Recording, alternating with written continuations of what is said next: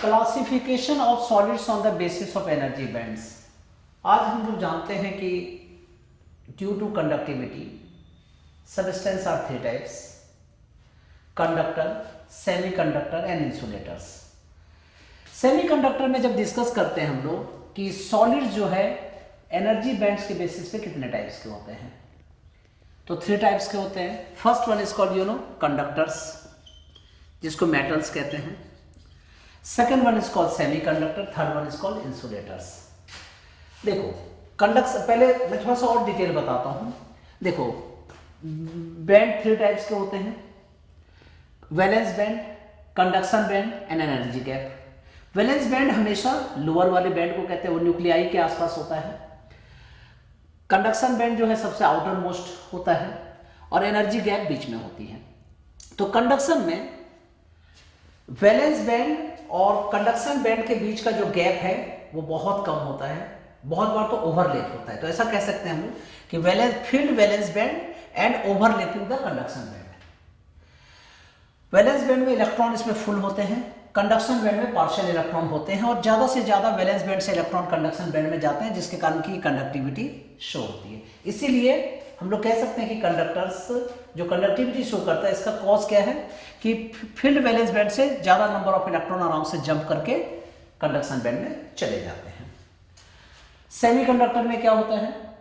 Empty conduction band and field valence band. Valence band, lower band को valence band कहते हैं।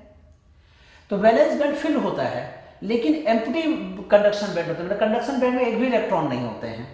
इसकी energy gap जो है 3 इलेक्ट्रॉन वोल्ट से कम होती है।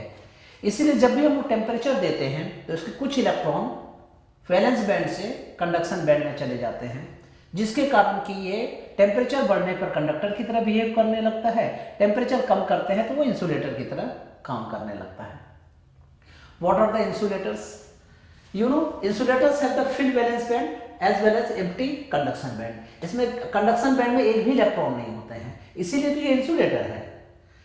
और वैलेंस बैंड में नंबर ऑफ इलेक्ट्रॉन्स तो होते ही हैं, लेकिन इसकी एनर्जी गैप जो है वो 3 इलेक्ट्रॉन वोल्ट से ज्यादा होती है। इसीलिए वैलेंस बैंड से इलेक्ट्रॉन जल्दी जा ही नहीं सकता कंडक्शन बैंड में, इसके कारण ये इंसुलेटर्स होते हैं। मैं कहने का मतलब ये क्या है कि सॉलिड्स को एनर्जी बैंड्स के बेसिस पे 3 टाइप्स में डिवाइड किया जाता है: conductors, semiconductors and insulators. Conductors किसको कहेंगे या मेटल जिसको कहेंगे? इसमें conduction band, this one is called conduction band, here it is the valence band. Conduction और वैलेंस बैंड क्या होता है? Overlap to each other. ठीक है, वैलेंस बैंड में बहुत सारे नंबर ऑफ इलेक्ट्रॉन्स होते हैं, कंडक्शन बैंड में भी इलेक्ट्रॉन ज्यादा चले जाते हैं।